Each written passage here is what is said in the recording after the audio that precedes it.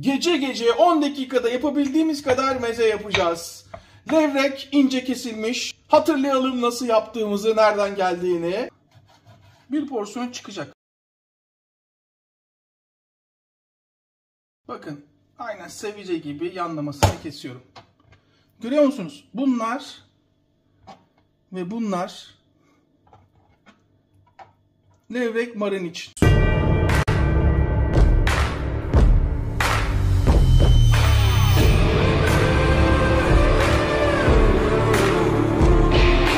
Tek kişilik yapıyorum. Kullanabildiğim en küçük kabı kullanıyorum. Saat gece 1'de yapmamız, bugün erkenciyiz. Saat 1. Sizi yanıltmasın.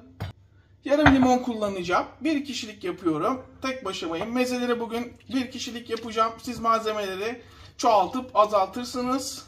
Yapımı sadece 10 dakika süren mezeler yapıyoruz. Hızlı bir levrek marin yapacağız ama bugüne kadar yediğiniz en lezzetli levrek marinlerden bir tanesi olacak. Bu tarifte mutlaka hardal. Hangi marka? Bu marka. Ali Koç reklam vermemek için markayı sattı. Ama devam ediyoruz kullanmaya. Bir yemek kaşığı hardal. Bu marka hardal kullanırsanız mezelerinizde çok memnun kalırsınız aromasından. Hemen şöyle bir çay bardağı ayarlayalım. Ne kadar kullanacağımızı hep beraber bulacağız. İlk başta şöyle yarısını kullanıyorum. Ve zeytinyağı, hardal, limon üçgeniyle Bermuda şeytan üçgeni kuruyorum. Gerçekten bugüne kadar yediğiniz en iyi levrek marini yiyor olabilirsiniz. Yok efendim bu pişmedi falan, ben böyle balık yemem diyenler benim hatırım için mutlaka bunu tadıyor.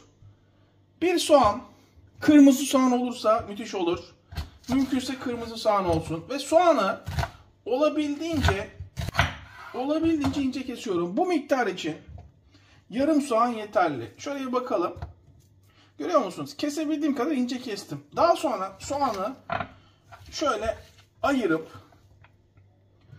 ve mutlaka tuzluyorum. Lezzet ufak detayda saklı. Tuzla birlikte ovuyorum. Acısını çıkartıyorum. Acısını çıkardıktan sonra mutlaka ama mutlaka bunu yıkayacağız. Acısını çıkardıktan sonra mutlaka bunu yıkıyoruz.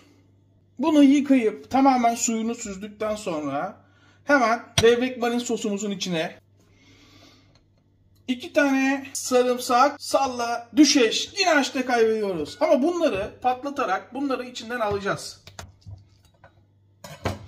Bunları içinden alacağız. Hemen içine elma sirkesi, ama bu miktar için 1 çay kaşığı, hadi bilemediniz 2 çay kaşığı. Turşu. Turşu tamamen opsiyonel ama ben kullanmanızı tavsiye ederim. Ne kadar çok turşu, salatalık turşusu, o kadar lezzet. İnce ince, yuvarlak yuvarlak kesmeye çalışın. Bakın aynen böyle.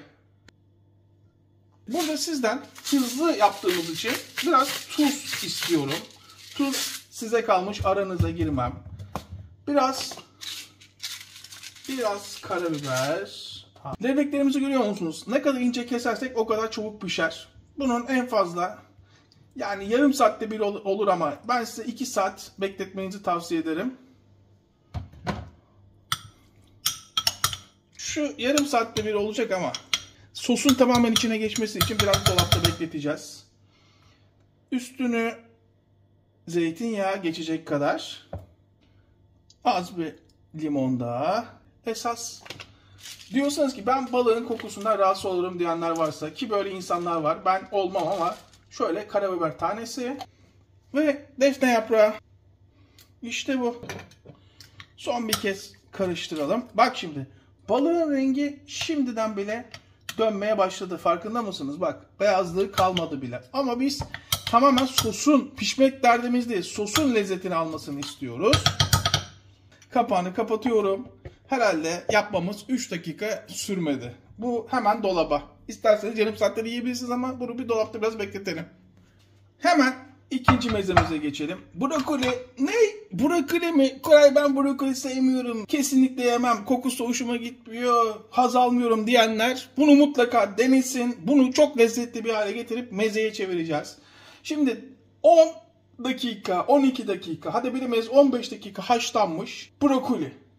Yine tek kişilik yapacağım. O yüzden kendime göre malzememi ayarlıyorum. Şu sap bölümünü kullanmayacağım. Sadece yani sapların çok kalın tarafını kullanmayacağım daha doğrusu.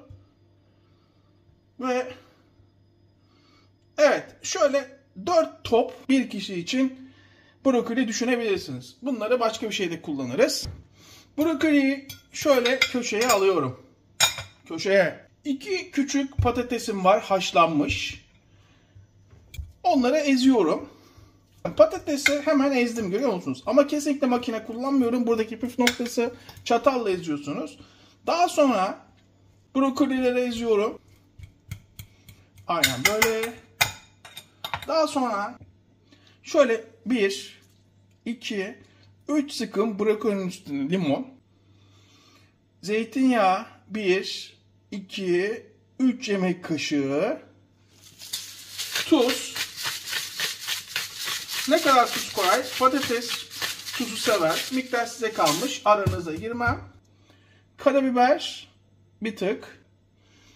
Yarım çay kaşığı kırmızı toz biber. 1 çay kaşığının 3'te 1'i kadar kimyon. Yarım çay kaşığı pul biber. Karıştır. Şimdi bunu birkaç şekilde yapabilirsiniz. Karıştırdıktan sonra tek kişi kendim yiyeceğim için aynı çatalı kullanabilirim. Şöyle açın ağzınızı. Tadına bakarsanız eminim ki çoğu kişiyi bu tatmin eder. Ama beni tatmin etmez. Ben çok daha lezzetli istiyorum. Süzme yoğurt. Şu 1. Ve şu 2. Yeterli. Tadına bakınca bunun biraz daha pul biber istediğini fark ediyorum. 1,5 çay kaşığı daha pul biber ilave ediyorum. Karabiberinin de az geldiğini fark ediyorum. Takviyelerden sonra artık tamamen karıştırıyorum. Bunun lezzetsiz olma şansı var mı? Ama bak, ben size güveniyorum, siz bana güveniyorsunuz, hiç sesiniz çıkmıyor. Saat gece 1. Bir vampirin tarif defterinden bildiriyorum. Unutkanlık olabilir. Hemen buna mutlaka isteyen kullansın demiyorum, bak mutlaka. Şu 1. Ve şu 2. 2 tane sarımsak mutlaka kullansın. Biraz daha zeytinyağına ihtiyacı olduğunu görüyorum. Ve karıştırıyorum. Bak şimdi şunu görüyor musunuz? Bak. Bakın, görüyor musunuz? Yapısını görüyor musun? Hemen tabaklayalım. Bak şimdi. Şunun yapısını görüyor musun? Bunun tadına bakınca Koray, biz bu kadar lezzetli bir şey yemedik. Bunu her hafta mutlaka bir kere yapacağım diyeceksiniz. Hemen tabaklayalım. Çatalla bile yapabiliriz bunu. İşte bu. Nasıl bereketli olduğunu görüyor musunuz? Üstüne kaliteli bir zeytinyağı. Artık bizim kanala sponsor olur diye düşünüyorum. Gerçi kendisi sadece istiyor, bir şey vermek istemiyor. Evet.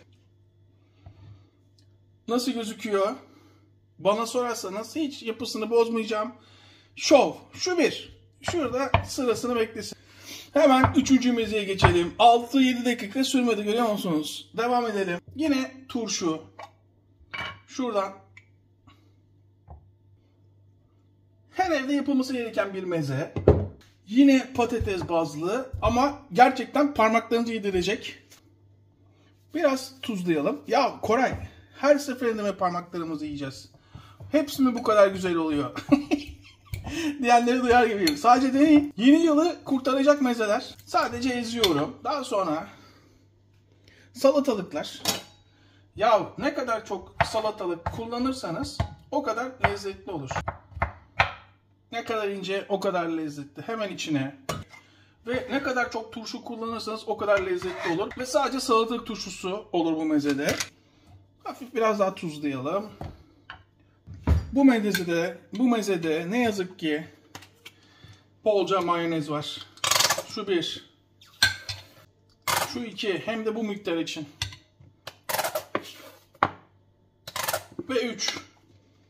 Yine süzme yoğurt.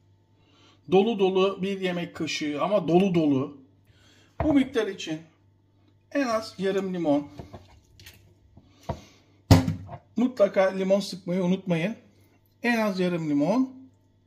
Karabiber. Bolca karabiber. Bolca, yani yarım çay kaşığı. Zeytinyağı. Kaliteli bir zeytinyağı. Şöyle 3-4 yemek kaşığı. Ölüm vuruşunu yapmadık. Meze bundan ibaret değil. Mezeyi şova dönüştüreceğiz. Evet, şimdi artık tadına bakalım. Koray, hala tuz istiyorum diyor.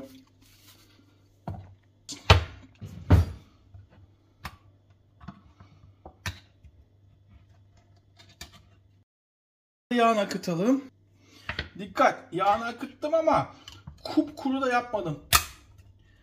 Dikkat ediyor musunuz? Kupkuru da yapmadım.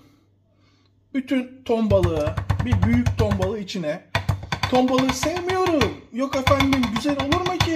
Düşünenler benim hatırım için bir kere de olsa deniyor. Bir kere de olsa deniyor. Ve artık nazikçe ton balığı içinde kaybolmasın, yani paramparça olmasın diye nazikçe çeviriyorum. Dardanel ton. Çağır beni de size bir meze yapayım. Dandik sandviçlerden ziyade ton balığından 7-8 tane meze tarifi yapayım. Kullanırsınız, bu kıyamı unutmayın. Tekne alacağız. Hardal çok daha lezzetli yapar. İsteyen kullanabilir. Hop, şöyle baba bir porsiyon. Hop, nasıl? Bilmiyorum. Dayansın be. Şu yaptığımız her balığın yanına, her salatanın yanına gidecek sosu hatırlıyor musunuz? Hatırlamayanlar için hemen şuraya bırakıyorum tarifini. Oradan izleyip bu sosu öğrenebilirsiniz, kullanabilirsiniz. Bu şimdi malzememiz var. Şöyle 3 tane yine haşlanmış patates. Patates nimettir biliyorsunuz. Hemen şöyle ortadan ikiye kesiyorum. Tekrar ikiye kesiyorum ve tekrar patatesleri bir boğum büyüklüğünde kestikten sonra hemen yarım kırmızı soğanım kalmıştı. Onu da tekrar ince ince kesiyorum.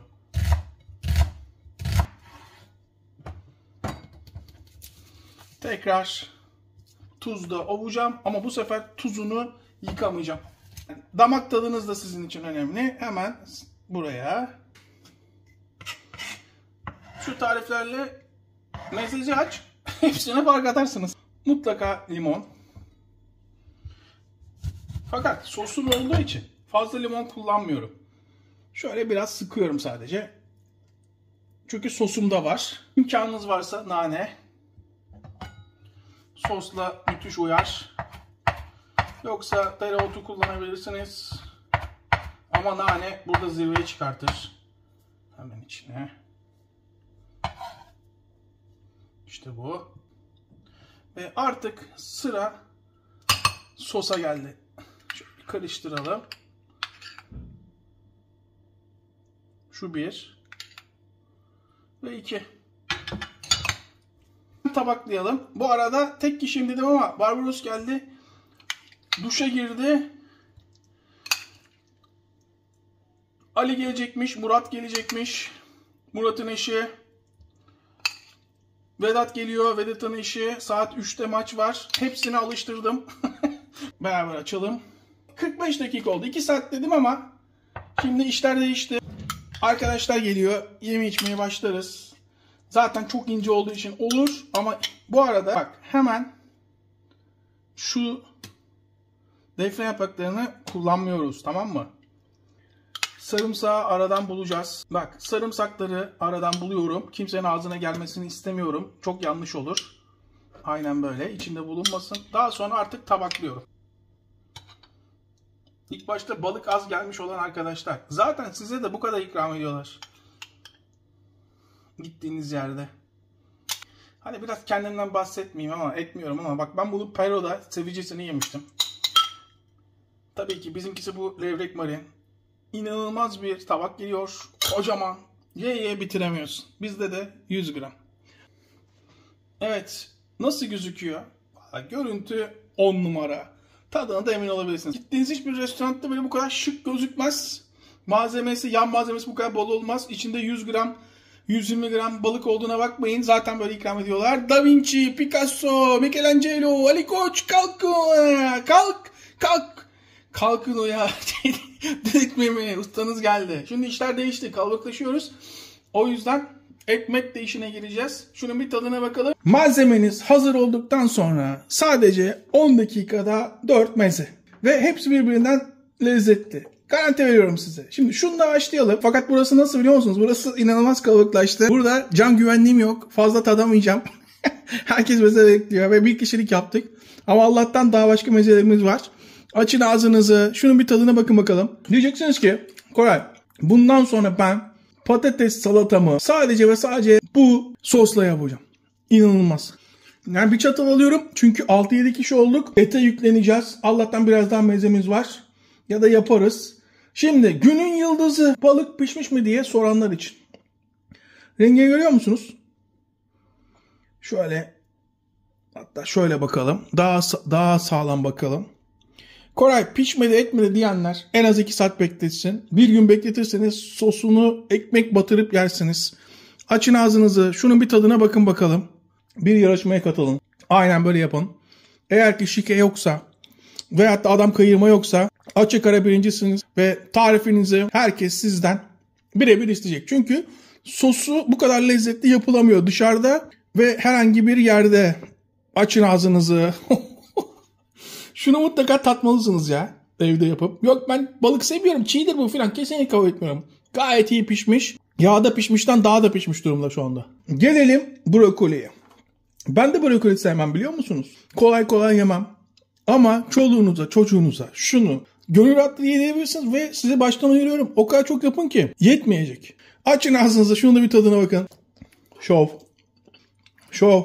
Bunu da mutlaka denemelisiniz. Ve benim evde her zaman ama her zaman bulundurduğum, malzemelerin her zaman olduğu, bana sorarsanız mezelerin kralı, bu kadar az malzemeyle şov yapan tarif. Açın ağzınızı. 10 üzerinden 10. 9,5 bile değil. 10. Kesinlikle. 10 üzerinden 9.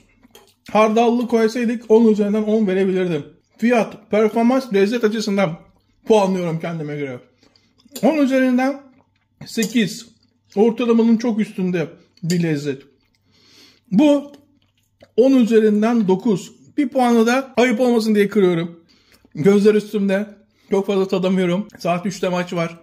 Bir vampirin tarif defterinden bildiriyorum. Yeni yılda sizi mahcup etmeyecek. Masanızı şenlendirecek. Kısa sürede zamanınızı fazla almayacak. Muhteşem 4 tarif. Evet, şimdiden herkese afiyet olsun. İzleyip abone olmayan vicdansızlar, sizi unutmuyorum. Yeni yıla giriyoruz. Hala abone olmadınız. Vicdansızlık yapıyorsunuz ama kemik kadro arkamızda.